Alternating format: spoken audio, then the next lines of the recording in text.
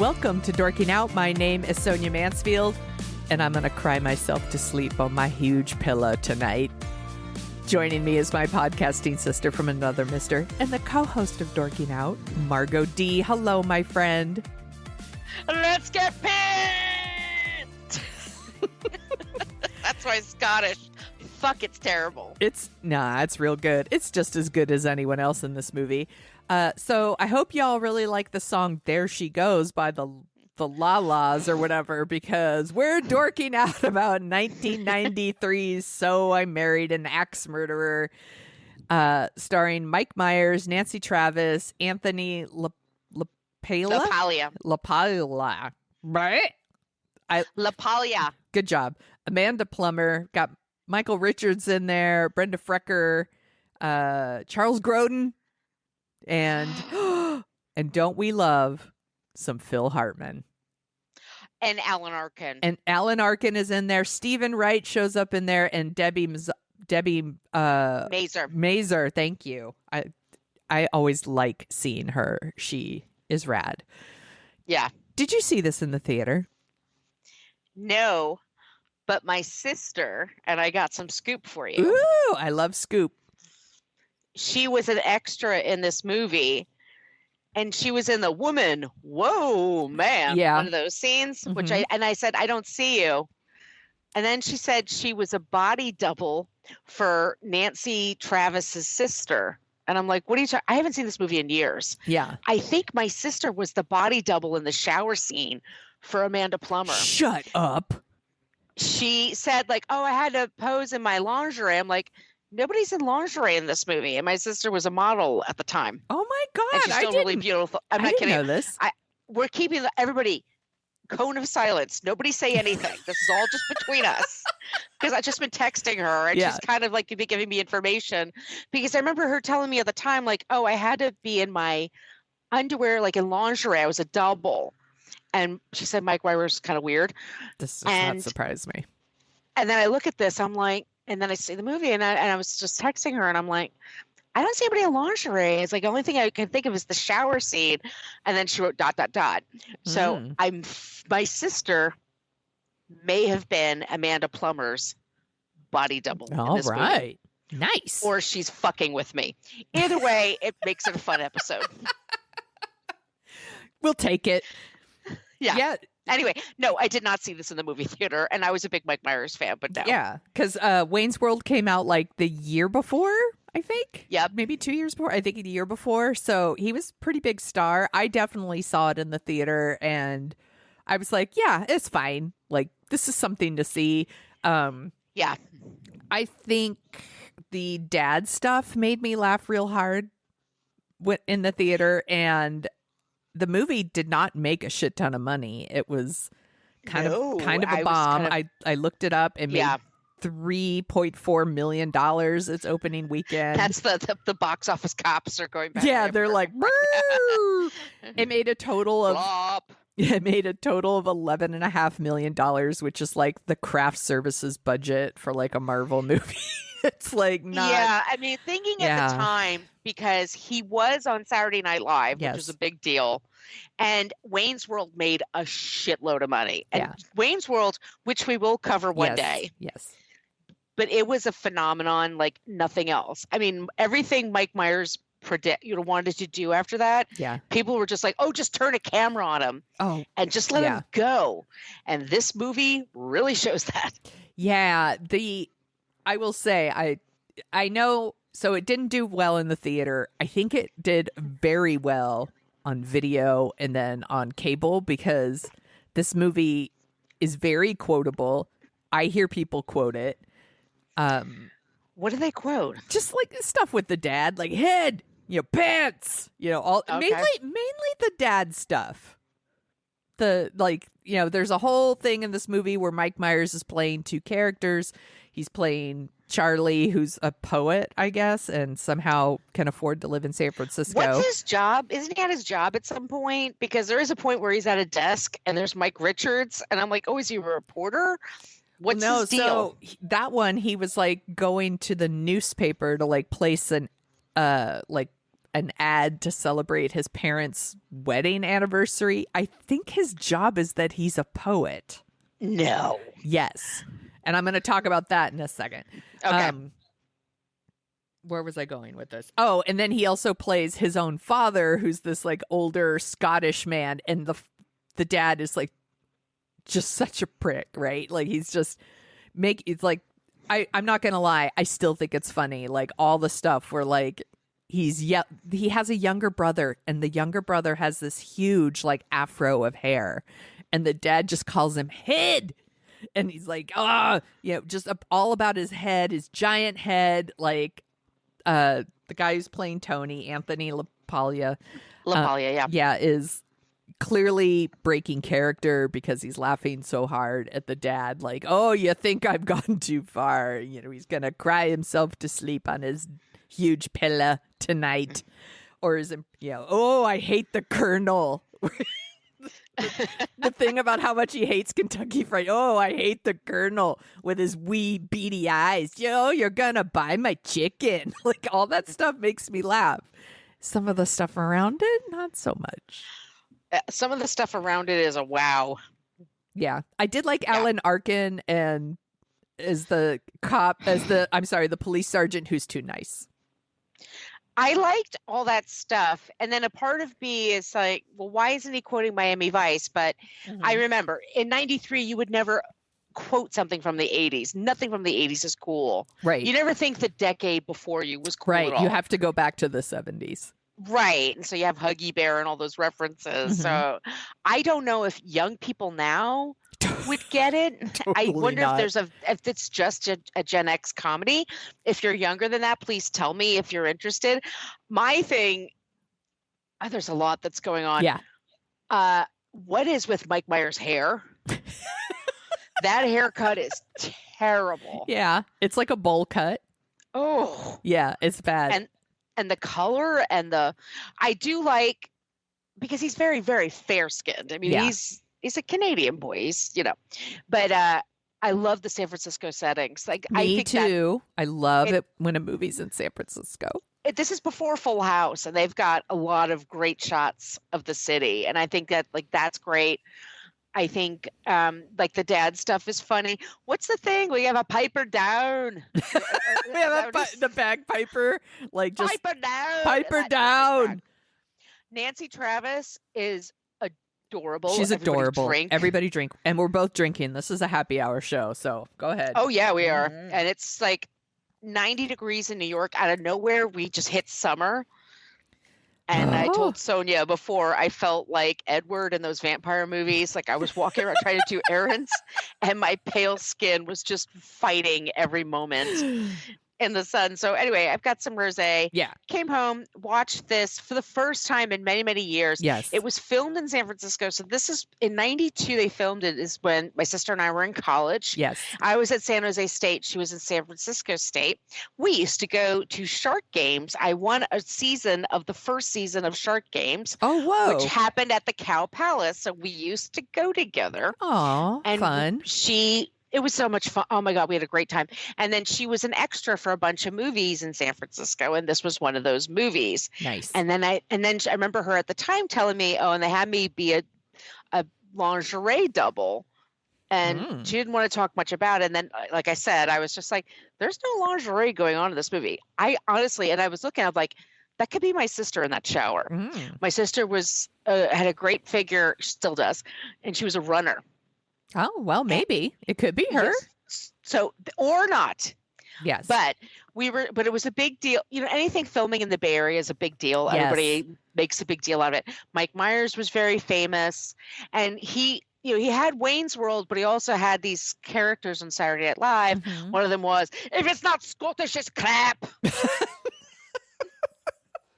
Which was the whole fucking joke. He also had Simon, the hyperactive hypo, who's he's wearing a little harness. His mom tied him to a jungle gym or whatever. Oh God! And he takes a bath. Remember the time he took a bath with DeVito? The two of them were Simon. There is a time in Saturday Night Live. I can't believe Saturday Night Live is still a thing, but it is. Yeah. And every once in a while, they just have a bunch of people that are really famous on it. Mhm. And this was a time, and it was like, I mean, just Chris Rock and all these people, but he made a shitload of money Yes. with Wayne's World. Now, I was shocked that he wasn't a writer on this, and he wasn't a producer, or So- Lorne wasn't a producer. I read about this. He did a ton of uncredited rewriting. Him and a man named, I wrote it down, named Neil. I can't believe this is his name. Neil Malarkey. This is his name. I'm sorry, it's his real name. I think that's Irish. Yeah. They did a bunch of rewrites on this, and they actually went to the Writers Guild and tried to get credit, and they were like, nah. So all the credit goes to Robbie Fox, but apparently, because I'm like, there's no way Mike Myers didn't write that Scottish shit. There's Mike Myers is in every scene, and he's all over it. Yeah. I think the directing, and the director is really good. I mean, I've seen his credits. Yeah. In here, it's a lot, because Mike Myers, I think, also plays the grandfather, if I'm not wrong. Yeah, he definitely plays his dad. Yeah, he plays his dad, and he plays Charlie the poet, and I think the dad stuff is funny. I think that this led, though, to things like, and then I thought like the first Austin Powers was funny. I thought the second one had funny parts. By the third one, he's playing like every character, and I'm like, it's like, we don't need all Michael Myers all the time. No, we need a sprinkling of him. Yes. And he's great. We don't need him in every shot. And I think it's just him. And you give somebody who likes the camera and likes being funny, the shot to do it, they're going to be like Jim Carrey or anybody. Yeah.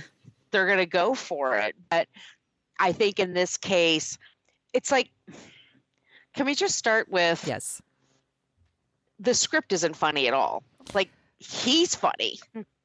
I actually think the character he's playing is insufferable.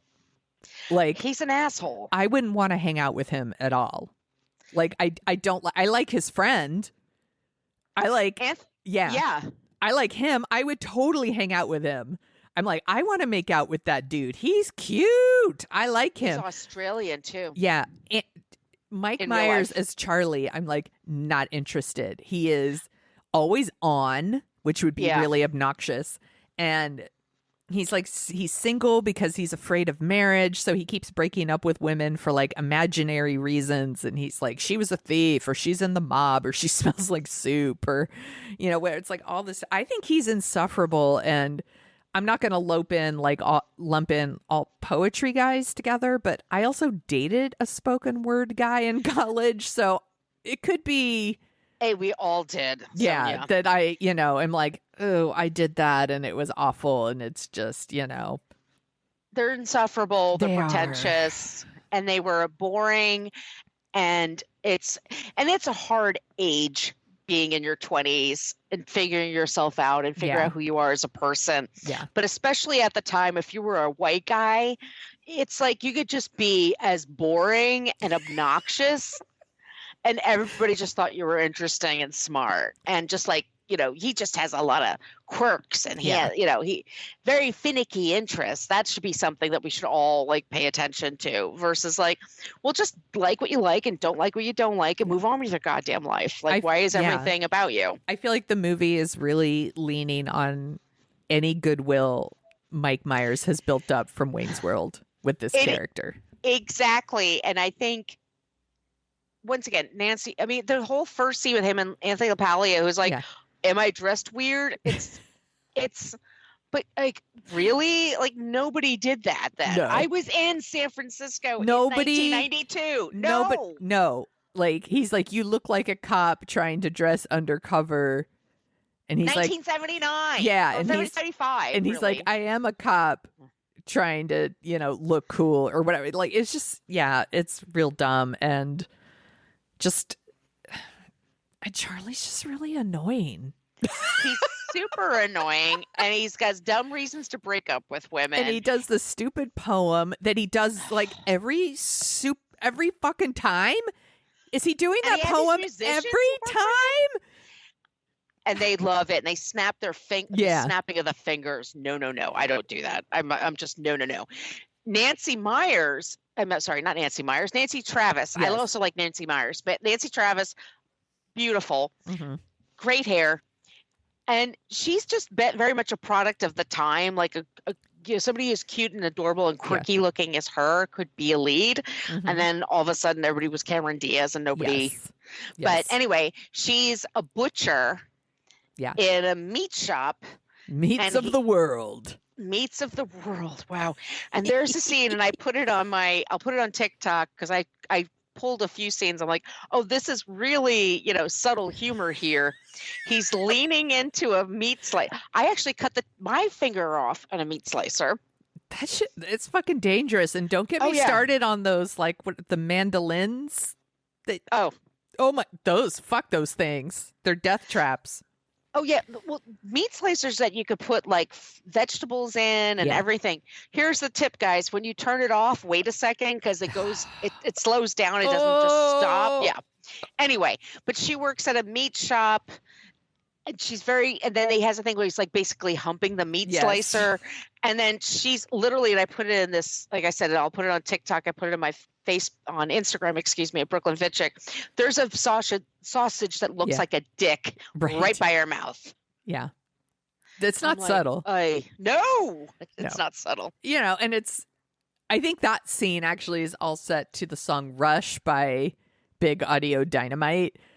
But they use There She Goes is the group called Three Times? The La-Las? Is that what it is? I think it was the Laws. Just one law. Every fucking time that song comes, it's used in the opening credits, it's used in the end credits, it's used like 3 more times in the movie. I'm like, why is this the only song in this movie? Or Two Princes, which, oh my God, if there's anything 1993 about the world, it's Two Princes, which by the way, I love the Spin Doctors. They were fun. It was a fun song to dance to. But Jesus Christ, and people still use that song. They must live like kings. Like they must. They have to because people still use it. I like that they go out to Alcatraz. Phil Hartman, R.I.P. Okay, that scene is still funny as shit. They go out to Alcatraz and Phil Hartman he's playing it real straight, and he's, all the tour guides here at Alcatraz used to be guards, and so he's clear, and what is his name? He says, my name is John Johnson, but around here people call me Vicky. I love Vicky. She's the best. Yeah, Vicky's the best. We forgot to mention he goes on a date with Nancy Travis, and they have a great first date. Anybody would want that. It's very cute. And San Francisco, good God, it's such a beautiful city. You're so lucky to live there. Yeah, they're walking around, beautiful view of the Golden Gate Bridge, and they're walking around the Palace of Fine Arts. It's beautiful, total movie San Francisco date. Yes. And she takes him home to her apartment, which is enormous. It's a total amazing movie apartment. And she has a big apartment. And then, by the way, his mother they introduce his parents as being Scottish by playing the Bay City Rollers. There's nothing subtle in this movie for a second. When there is something subtle, I actually do crack up. I so welcome it because it's so over your head. We're Scottish because it's crap. I would 100% have dinner with his family, by the way. Have you ever had haggis? No, I wouldn't eat the haggis because I'm a vegan. Ooh. I'm a pain in the ass, right? If they would, I'd eat some side dishes or whatever, but I would totally sit there and let them read the weekly world news to me, which they refer to as the paper. Similar to how all of our parents now refer to Fox News as the news. And you're like, really? Not the news. But the best friend Tony is leaving, and the mom goes in to give him a little kiss, and she just starts making out with him. And I'm like, I get it. Yeah, no, he's hot. He's super hot. Yeah. But he goes on a date with Nancy Travis. Yes. And they have a great time. It's a great first date. And she takes her back to the apartment. And he assumes she lives alone. Mm-hmm. This is all kicking in. and they do spend the night together the first time because she's a slut. No, just kidding. But she leaves. Tramp. But when he was with his mother reads the Weekly World News, Yes. which was like Sonia said, it was a paper and it was crazy. It was like this, Monica Lewinsky is impregnated by this thing. Actually, this is even before Monica Lewinsky. No, it was in the White always House. like aliens were coming and Elvis. stuff about Elvis sightings and Bat Boy. Right. Oh, Bat Boy. That was a big deal. Yeah. Mm-hmm. Anyway, his mother says, there's this woman who's a serial killer. She kills all her husbands. And she was in Atlantic City and Miami. And one guy was a Russian martial arts person. He dates Nancy Travis. He takes her out. She goes to his apartment. She has a huge Atlantic City poster. And she has this whole martial arts collection. Mm-hmm. And she's kind of like, I dated a guy who was into it. Yeah. Anyway, like red flags everywhere. But it's such a nice apartment. Who wouldn't stay? I mean, are you kidding me? It's San Francisco. Right. Everything's tiny. Yeah, it's a huge loft apartment that now you would be like, oh, that's $1 million. $1 million. Yeah. I mean, 2. It's huge. Yeah. They have a night together, and then he wakes up, and then it's Mike Myers in his tidy whities and a shirt. Yes. And he's walking around. Yeah. Yeah. And Like you and do. I'm like he was going to be the sex symbol or something, which is, I'm not, look, we all look like we look, but anyway, but he sees a body that's taking a shower and he assumes that's the woman he just spent the night with. And he walks in and it's Amanda Plummer who just turns around and is like, oh, hey, or my sister. And then and then she has a note, and then the girl, so Harriet is Nancy Travis. She has a note, and then I do like this part, like her sister reads the note to him, like she doesn't hand him the note. She had left a note for you, and he's like, cool, like goes to take it, and she just reads it out. Reads it to him, which is funny. But I mean, there's some things I thought were really funny. I think overall, I could see why it didn't work. Yeah. But if this is on like 3 a.m, sure. Like it's very watchable. It's like 90. Super watchable. It's like 93 minutes. Like it's some of the same songs, but hey, yeah, and it's got funny parts. So you're just kind of waiting for that next funny part. And yeah, after he spends the night with Harriet, that's when we get the Alcatraz scene with Phil Hartman and the whole like, and then they took turns pissing in the bitch's ocular cavities. It's like this way to the cafeteria. Like it's so gross. We have to do a What a Creep about Alcatraz. I just realized that. We absolutely can. I need to take. I still haven't taken the tour. I love Alcatraz. I used to go all the time. I live I've been here there like a dozen times. I know, and I haven't live in the Bay Area. Now, whenever somebody was visiting me, we would go out there, even if they didn't want to go. I'm like, I don't give a shit. I gotta go. So if you ever want to, if I ever get out there again, we'll go together. But you should go. I need to go, and I should probably bring my kid. He might actually like it. Calvin would think it was fun. Yeah, we'll watch The Rock, and then we'll go to Alcatraz. There you go. That's a perfect day.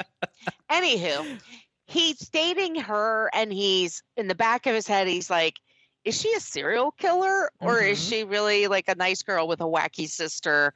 And she kind of has these weird reactions to things. He breaks up with her in a shit way. Yeah. And then he wins her back in a nice way. Yeah, he brings the band. Does this fucking stupid poem again. But that would, but it would work. That would work with me. Totally. Yeah. And then they get married because the parents are kind of encouraging that. They had their 30th anniversary at the Large Cock or whatever, the Cock of the North or whatever that's called. I'll put it up on my I think it's called on Instagram. I'll post it there. I think it was called the Cock of the North. I do not think that is a real place. I am sure that they made that up. But it still makes me want to go to San Francisco. It's just such a lovely use of the locations. Yes. I think they get married in a Scottish ceremony. Yes. Her dress is beautiful. Beautiful. I love the veil, all of it. It's like very 40s glamorous. Yeah. They go, and then all of a sudden she's just acting weird. She is definitely acting off. And they go to this little inn in like north of the city. Yes. And I flagged this because it's like, I'm taking you someplace called Poets Corner. for their honeymoon. And I was like, yeah, take her to a place that you're super into. Exactly. But not her. I was like, ugh, you're so insufferable. He's such an asshole. Yeah.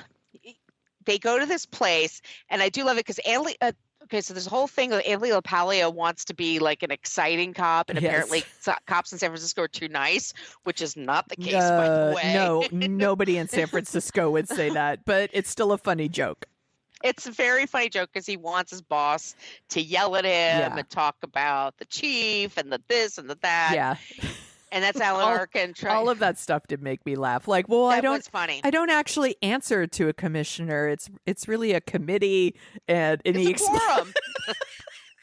That's Alan Arkin, and I'm sorry, I know Adam Risky was saying, like, what's with Alan Arkin? Like, that's just for me. That might be just for Margo because I find him incredibly enjoyable. It's a really funny joke, and then he tries to act like the hard-nosed an asshole. Yeah, and he tries, and it's so funny where he's just like, oh, was it too much with the ethnic slurs? I'm so sorry. I'll try harder. Like, it's funny. It's super funny. And then, so Anthony LaPaglia realizes, like, he thinks that it's Harriet, Nancy Travis, that really is a killer. So he follows them to their hotel. And of course, he has to follow them by a plane. And it's Stephen Wright is the pilot, which also cracked me up. Stephen Wright always makes me laugh. Stephen Wright is naturally hilarious. Like, he's just funny. The dude is just funny. Always. And then he lands. Because he falls asleep in the sky, like he has to wake up. I was having this crazy dream. All that made me laugh. Yeah. And then he lands, and then he needs a lift to the hotel where they're staying. And Nancy Travis, once again, acting really weird and really bizarre. And he gets a lift by Charles Grodin. We love Charles Grodin. Oh, we love him. Love him. We do. Midnight Run is on the list. It is on the list. We need to do that sooner than later because it's a really good movie.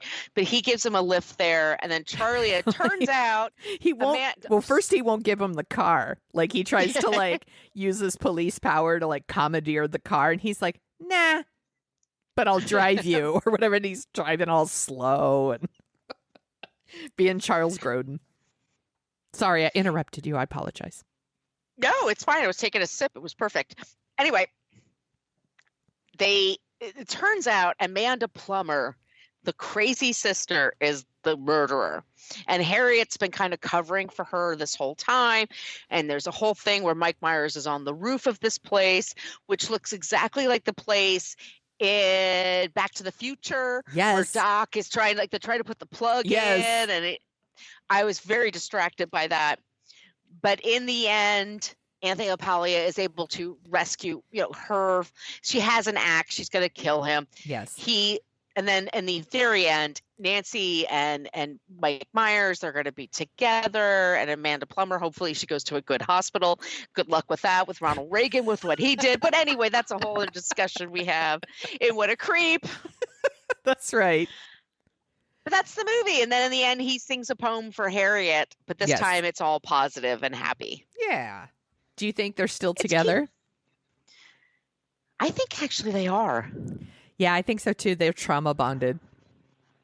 I think they're trauma bonded. Yeah. I think that's actually, who else will take them? Mm-hmm. Her place, I think they have that huge place in San Francisco. Like, he's not going anywhere.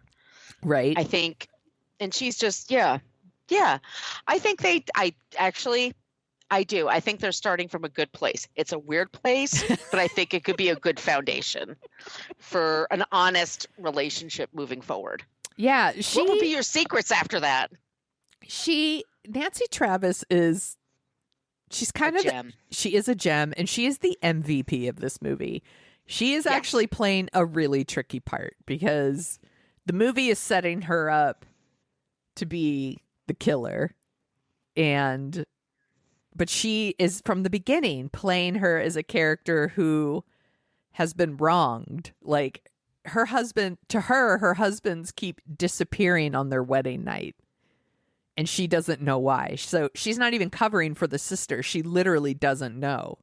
So I missed that part. Yeah, Sorry, so you guys. it's okay. No worries. Sonia's explaining the movie. No, it's to me totally now. fine. So three times she's been married or something, and 3 times these dudes disappear on her honeymoon and don't come back. So she's actually playing someone who's really scared to get involved in a she's in a different movie. And that makes sense, actually. And all of the stuff that's happening at the end at that Poet's Corner, which you literally couldn't pay me to go to because I was like, that looks like a nightmare to me. Like the whole get in the honeymoon chair and no.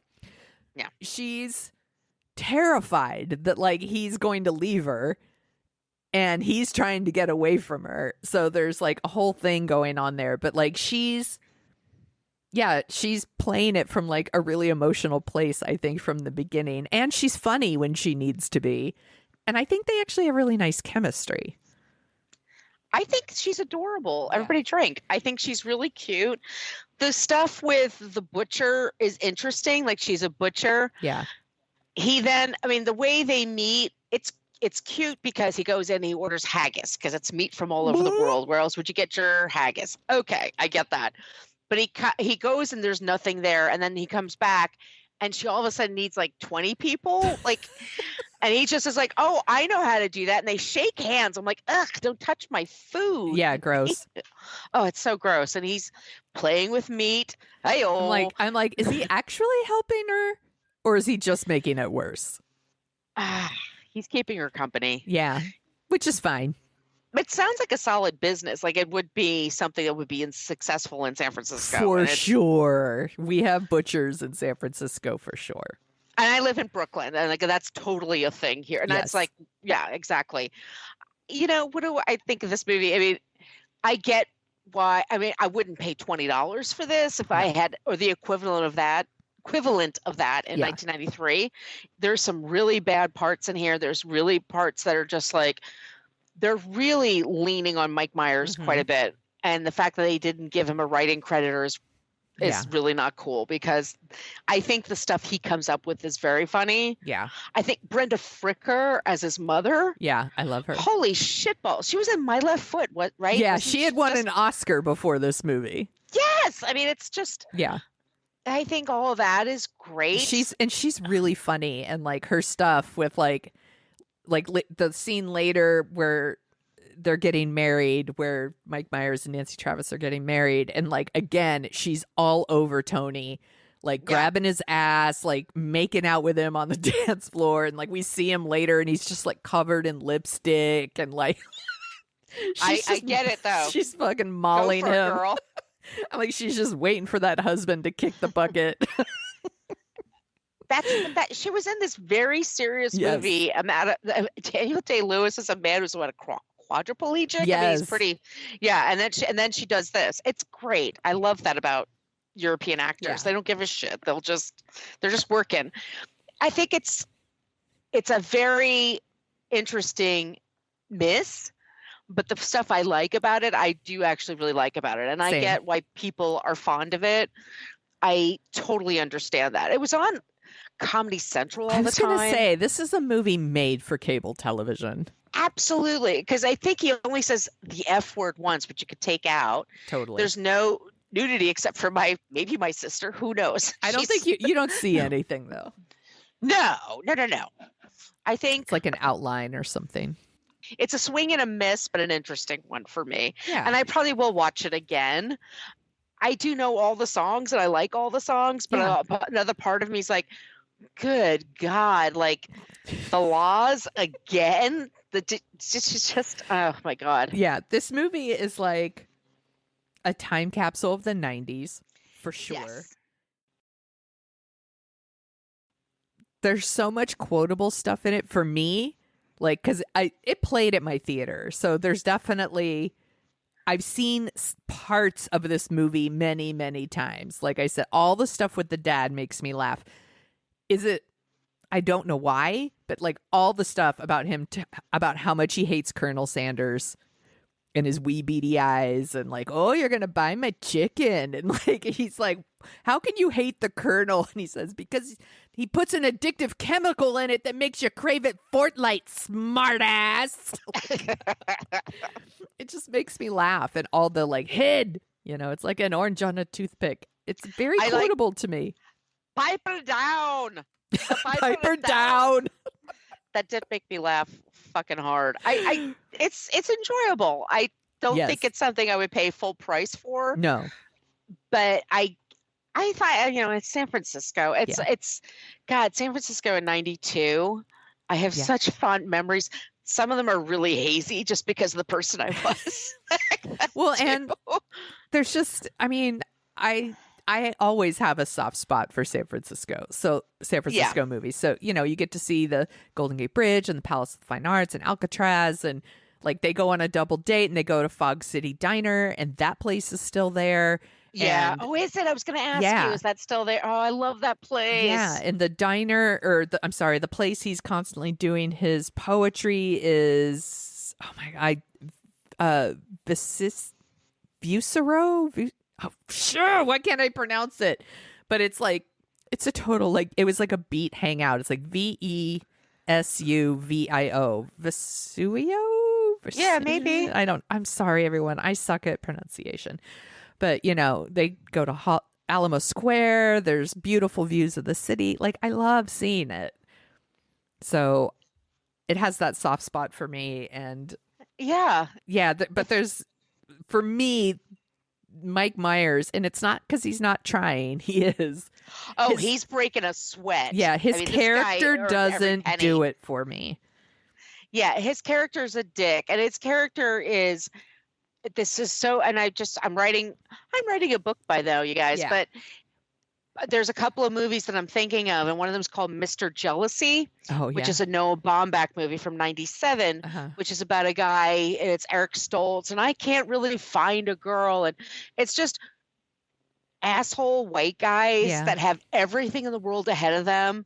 And how do you figure out women? And I'm like, I don't know. Don't be a dick. Ask them questions about themselves.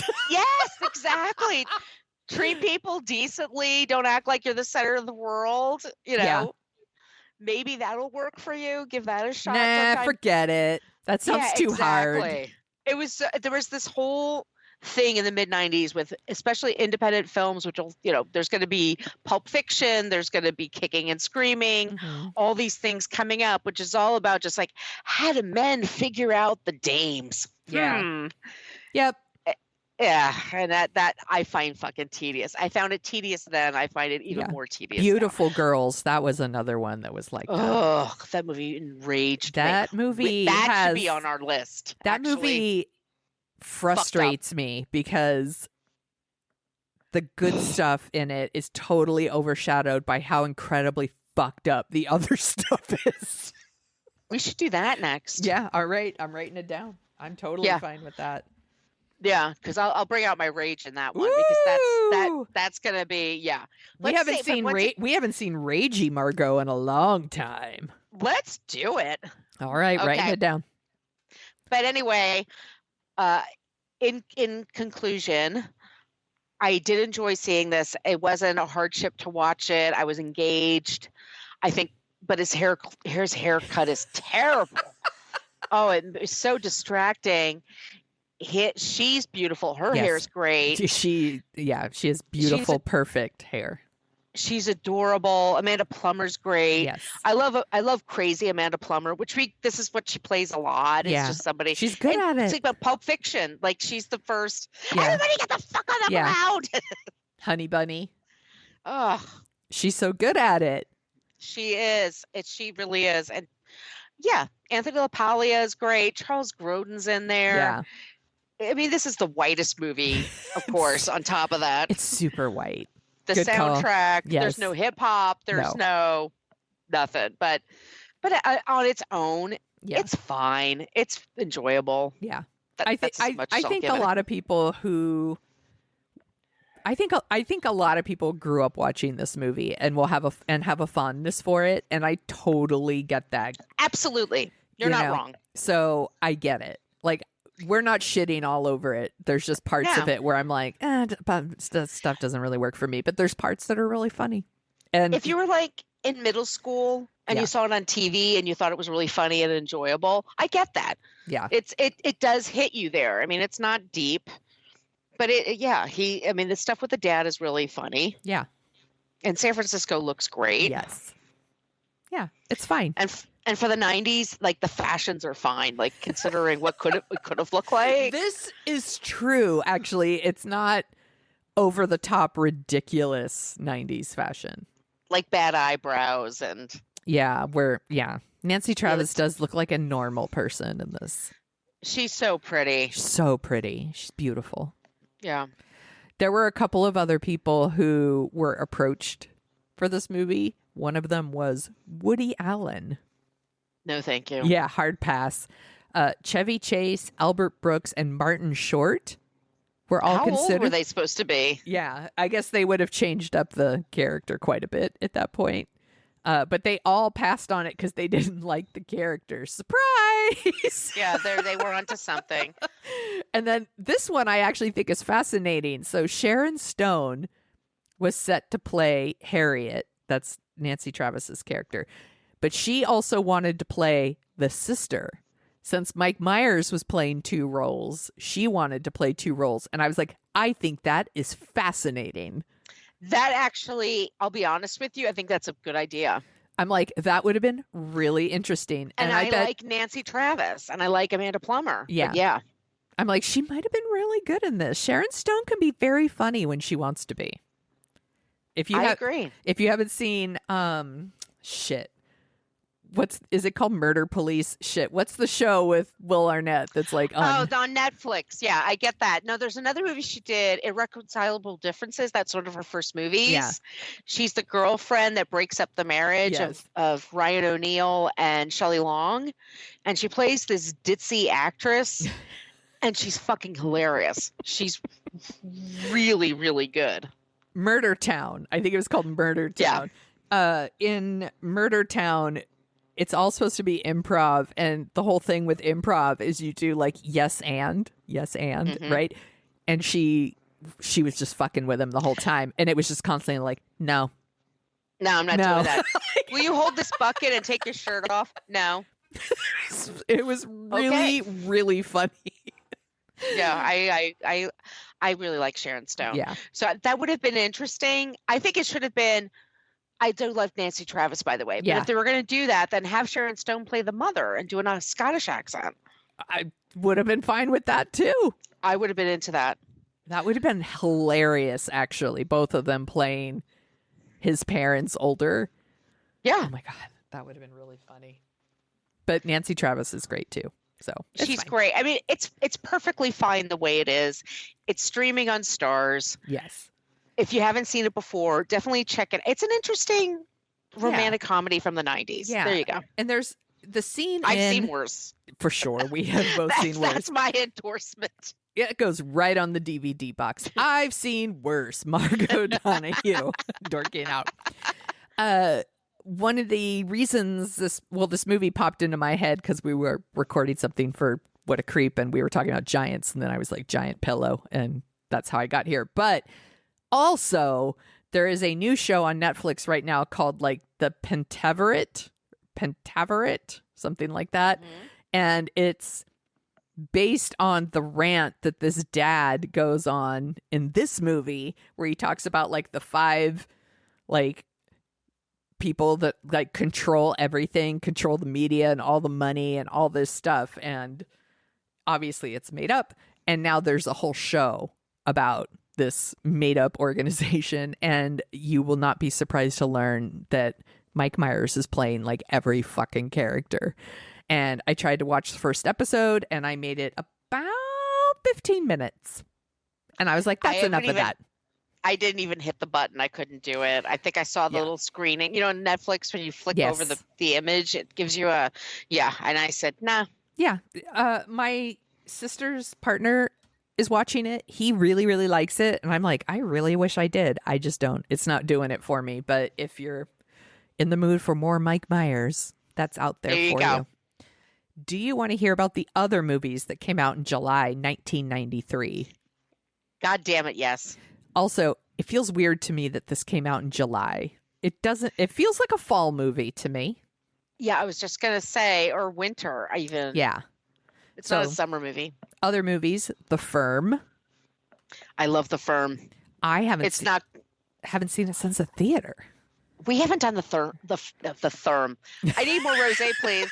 We have definitely not done The Therm, and we haven't done The Firm, but we did do A Time to Kill and The Client together. Can we do The Firm? Yeah, we totally can. All right, I love The Firm. Son-in-Law. Is that God damn it? Who am I thinking of? Pauly Shore. God damn it! Yeah, I like Son-in-Law. I don't know if I've ever seen it. I don't think I have. I've seen Encino Man. I've seen Biodome. I have not seen Son-in-Law. Will I like it? Do you think I'll like it? I actually think you would. It's Carla Gugino. Yeah. She's great. Okay. Yeah. We did an episode on this movie, In the Line of Fire. Love In the Line of Fire. That's a very entertaining movie. Totally holds up. Weekend at Bernie's 2. I like the first one. Did you run right out and see the second one? No. I think I saw it on DVD or VHS. Yeah. Have never seen it, but I bet it's really good. Free Willy. Yeah, that was a thing. That was a thing. I think Adam Risky has a lot of fondness for the Free Willy movies, and it played at my theater for a really long time. Yeah, that was very successful. Here's another one where I was like, what's this doing out in July? Hocus Pocus. It has fans that are so goddamn loyal. I like it fine. I think they're making a new one, right? Yes. I'll see it. I'll definitely see it. I haven't seen it yet. Yeah, but it has fans. Oh my God. So I'm pretty sure I saw Hocus Pocus in the theater, but I don't remember anything about it. So I watched it for the first time. Well, I guess for a second time last October. I was really indifferent. Really indifferent. And it hurts me to say that because it's not. I like the cast very much, and like the idea of all of them playing witches and all of that. I was like, yeah, that sounds great. And then I watched it, and I was like, okay. I remember Sarah Jessica Parker going, "You're running amok," and she goes, "Amok, amok, amok, amok," and that made me laugh really hard. But I think that's the only thing. I think people a little younger than us watch this one a lot on TV too, and it works for them in a way that doesn't work for me. By the way, I will totally go see the new one. Like, this is a movie I really want to see it. Or I really want to like it, but for some reason it doesn't work for me. How do they not release that in September or October? Right? It feels weird. What? Super weird. Okay. Another one here. We got Another Stakeout. Yeah, it's not good. No. The original, no. The Coneheads. Not good. No, not good. Poetic Justice. Janet Jackson, Tupac. Yeah, good movie. Yeah, that one actually, I remember seeing it and it was better than I thought it was going to be, and thought everyone in it was really good too. Like Janet's really good. Tupac's really good. I think that movie's good. They're two beautiful people. Oh my God, they're so beautiful. Oh my God, they're so gorgeous. They're super beautiful. And then you throw Regina King in there too. And I was like, this is ridiculous. Beautiful people everywhere. Two more. Rising Sun. It's a Michael Crichton book? Yeah. Yeah, all of Michael Crichton's books got made into problematic, movies. By the way. Yeah. And then we could have a conversation about that one day. And then the last one is Men in Tights. Robin Hood, Men in Tights. Yeah. Fine. This one interests me because this is another one where I think Spaceballs is really, really funny. I love Spaceballs. Because I watched all the Star Wars movies and then Spaceballs comes out and I was like, that's hilarious. I have seen the Robin Hood movies, obviously, but I haven't watched Men in Tights over and over and over the way people who are a little bit younger than us have. My brother thinks Men in Tights is really funny and Carrie Elways is like his Robin Hood. And I'm like, Carrie Elways is amazing in anything he does. I mean, even in even in his worst movies, but it's not one of the better Mel Brooks movies, I would say. No, but it's not one of the me. worst ones. But people love it. It's got hardcore fans for sure. Do you want to hear about the top songs? Yeah, I do. This comes out July 31st, 1993. Number 10, Expose. I'll never get over you getting over me. Oh, I don't remember that song. Sad. H-Town, Knockin' the Boots. I just like you saying the name. Knockin' the Boots. Robin S. Knockin' the Boots. Robin S. Show Me Love. That's a good song. I like that one. Jodeci, Lately. Jodeci wasn't my jam, but I know the song. No.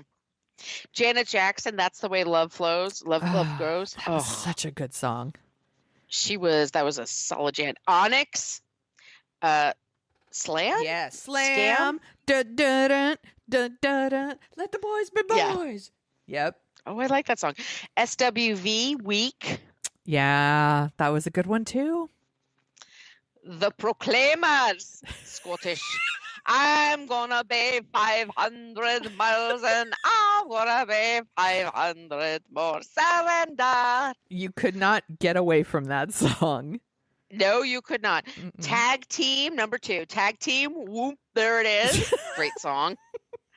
I'm like, that song comes up for me at least once a week. I fucking love that song. Yeah. And then number 1, UB40, Can't Help Falling in Love with You. Yeah, I'm not really into that version, but once again, it was everywhere. It was unavoidable. 1993, y'all. July 31st. Go. What else are you dorking out about, Margo? HBO Max, Hacks is back. Yes! I super liked it. So good. I love this show. I think Jean Smart should just be in everything. Yes. Can we just, the universe, make that happen? It's great. I'm still really into The Staircase. I have a friend who's recovering from some surgery. She's like, I want episode 2. Is this good? I'm like, just keep with it. Yeah. I really like it. And Stars, I really like Gaslit, the Julia Roberts Watergate thing. I haven't watched that one yet. Well, I don't have Stars, but I'll sign up for it if this is worth watching, and then I'll cancel it. Yeah. Okay. And Under the Banner of Heaven. I'm behind. Go ahead. Sorry. It's terrifying. It's fucking terrifying. Okay. All right. I'm like 2 episodes behind, I think, on that one. All right. Good to know. And of course, Below Deck, Down Under, Sailing Yacht. I love them. And that's pretty much it for me this week. I watched all part 1 and part 2 of George Carlin's American Dream last night. Is it good? It's so good. It's really. It makes me miss him though. Yeah, we've probably talked about this on the show before. My dad introduced me to George Carlin way inappropriately young. Like Carlin's did like an HBO special before, like no comedians were doing HBO specials. He was like the first one to do it. And he did like Carlin at Carnegie. And my dad was watching it and I was like, can I watch this too? And he's like, yeah, because once again, my parents didn't give a fuck about what was appropriate and what wasn't. So I sat down and I watched it, and like some stuff worked for me because I was like 8 or 9, and some stuff obviously did not. But like I always watched all of his specials and then grew up like with them in my brain, and then I would go back and watch them and be like, oh my God, like all this stuff works for me now.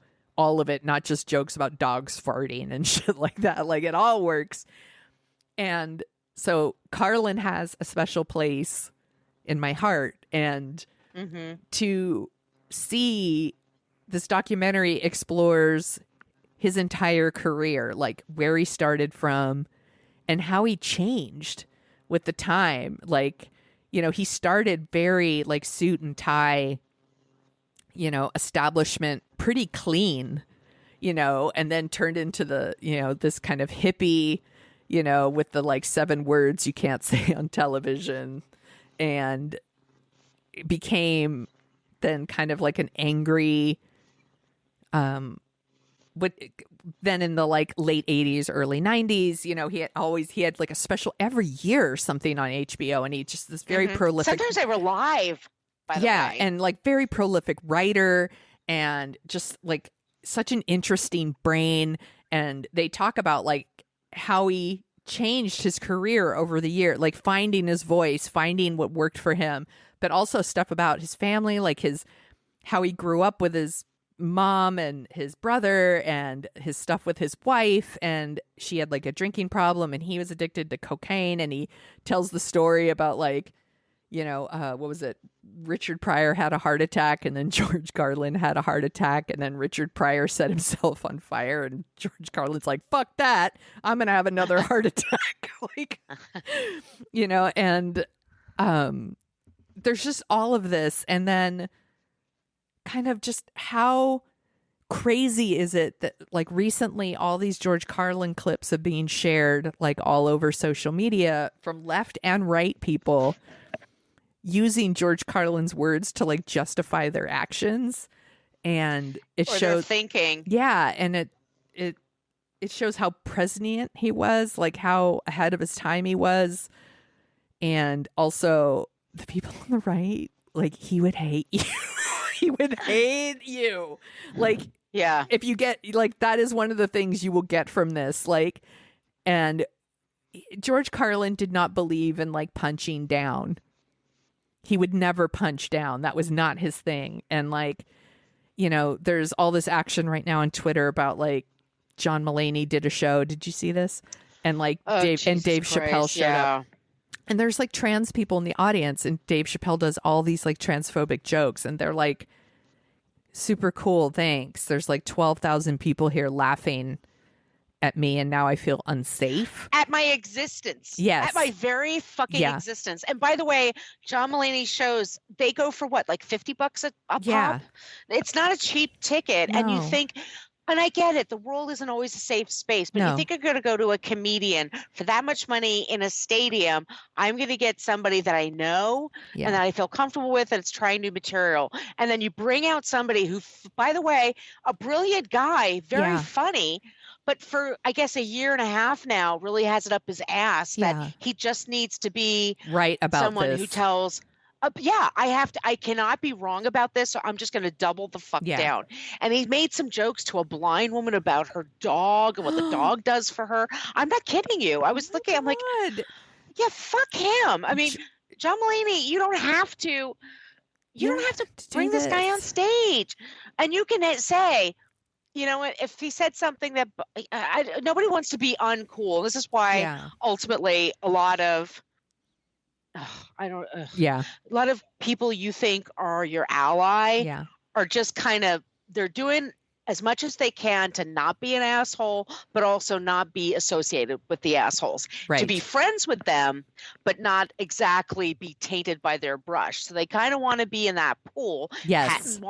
Patton does this as well. Yeah, Patton's been disappointing me on this one too.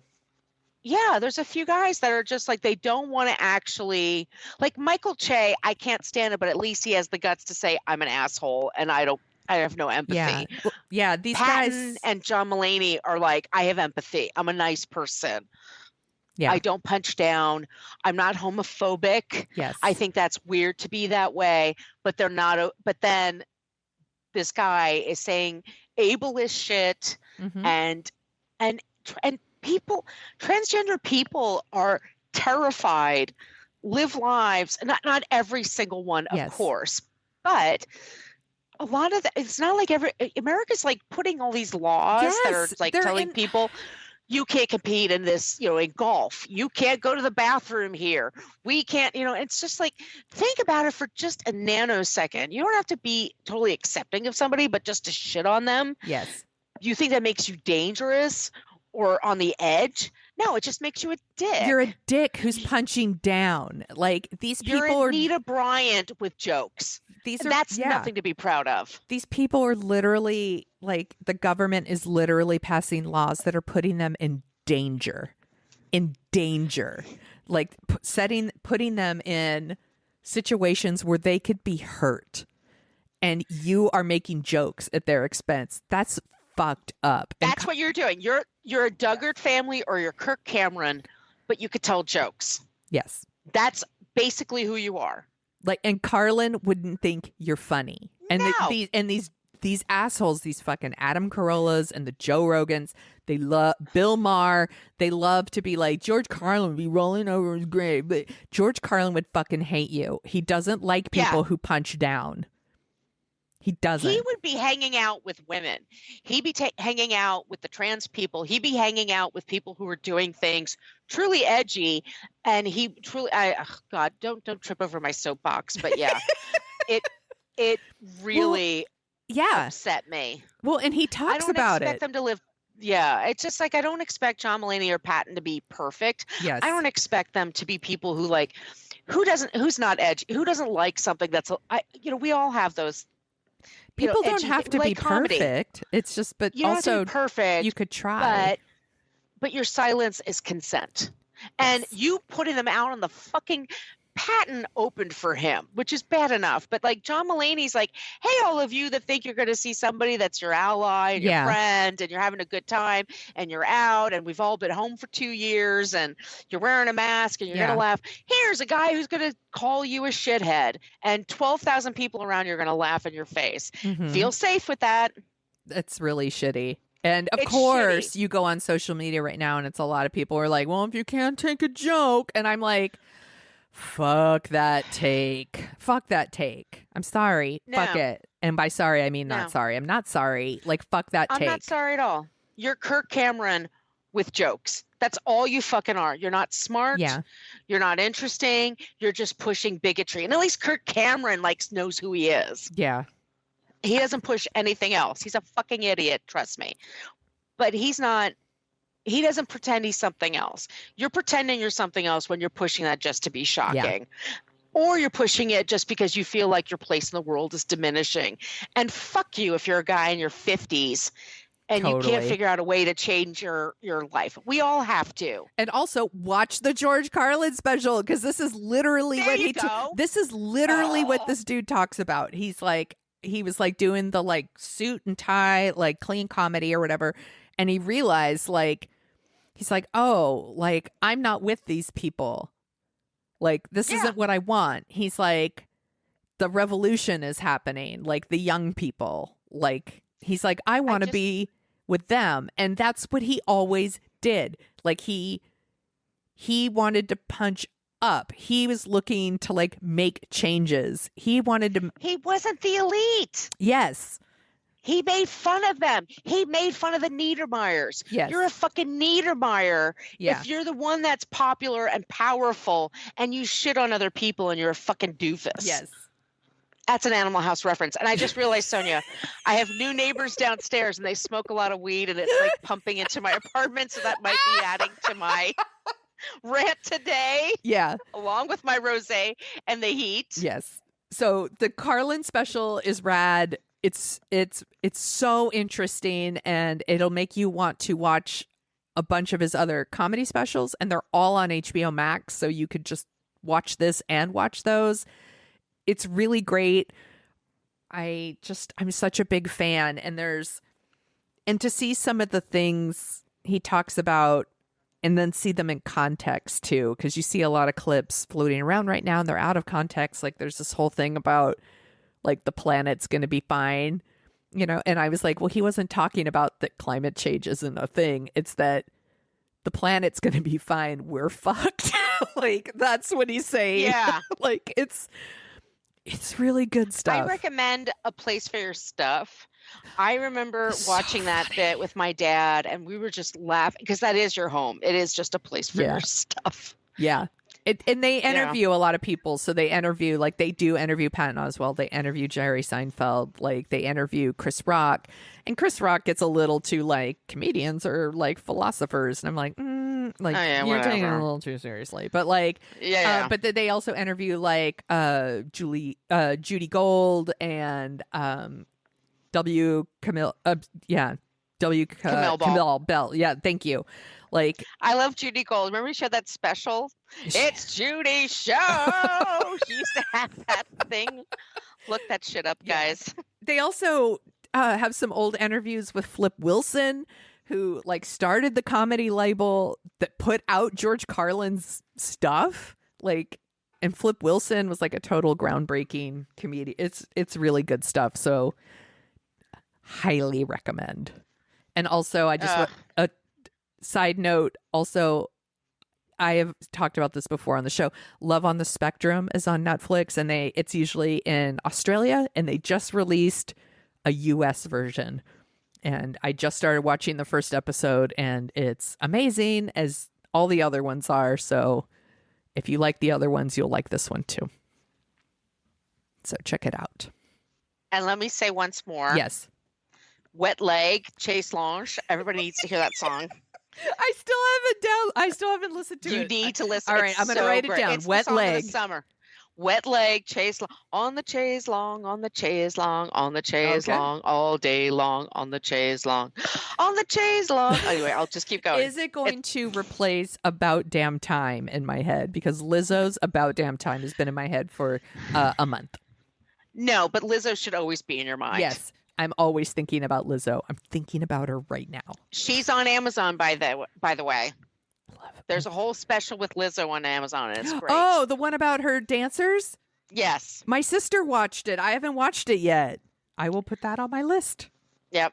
My ever-growing list. Those things will make you happy, but everything else makes you enraged, clearly, as they make me. Social media is making me angry right now, so maybe I'm going to turn the phone off for the night and watch some things that make me happy. I recommend Below Deck Down Under, because you always do. Because the Captain Jason is a delicious snack, and sometimes he's shirtless, and he has an Australian accent, and he's hot as fuck. All right, but it's still on my list. I will. Also, I know RuPaul Drag Race All Stars started, so I might be watching that one too, because that also makes me happy. Those are things that'll make y'all happy. Yeah. That's all we want to do. Where can people find you on the internet, Margo? I'm going to relax. Okay. Relax. So on Twitter and Instagram, I'm at Brooklyn Fit Chick. I do post some stuff about here on there. I also have a TikTok, Margo Donahue. And my site is brooklynfitchick.com. I am going to get that updated. I'm yelling at my tech guy, but that's going to get updated because I have a book coming out in October. Woo! And I am on Amazon. You can pre-order it. And yes, I will fucking talk about this till October. Yes. Y'all just have to deal with it. That's fine. You should. But it's called Filmed in Brooklyn. I'm super, super excited about it. My editor's excited. I'm excited. And especially if you live in the States, if you could pre-order a copy. I'm finding out about overseas. And I'm also finding out about Kindle. Yeah. Because I know half our audience is not in America. Yeah. But if you're interested, I do post images there on my Twitter, on my Instagram, on the TikTok, and I'm excited. It's you happening. Can talk about your book every single time, as you should. If I had a book, I would be talking about it nonstop. Well, if you pre-order it, it gets the publisher interested. We didn't even figure out the cover yet, but it gets them more excited, and then they'll be more interested. The salespeople get excited and all that kind of thing. So if you're interested, I please. ordered mine. Yes, you did, and I totally appreciate that. And you'll come out when we have the book signing is going to be in Brooklyn in October. I don't know what the world's going to be like then, but you're all welcome to come out. My friend Kim has a big place. We're going to have a party there. So I can't wait. Yep. It's going to be so fun. I'm so proud of you, my friend. Thank you. You can find me at thesoniashow.com and The Sonia Show on Twitter and Instagram and the TikTok, where I post stuff, I don't know, once a week maybe? I don't know. If you like the show, you could email us at dorkingout@gmail.com and we'll send you some stickers. We take requests. You can find us Dorking Out Show on Twitter. We're on Facebook too. Send us a request. We love requests. And if you want to give us a review on any of the platforms, we'd greatly appreciate it. It helps us offset the 1-star reviews we get with, ladies' voices make my wiener go soft, and I wish Sonia didn't breathe so much. Or Margo didn't rant. They're just happen. a bunch of. They just hate white people. Brr. Oh, look at that. We got Lena Lady gave us 5 stars. Thank you, Lena Lady. Lena Lady, thank you. There you go. There's your shout out. This was super fun. I am glad that we did So I Married an Axe Murderer. Pipe it down. I'm going to go cry myself to sleep on my huge pillow tonight.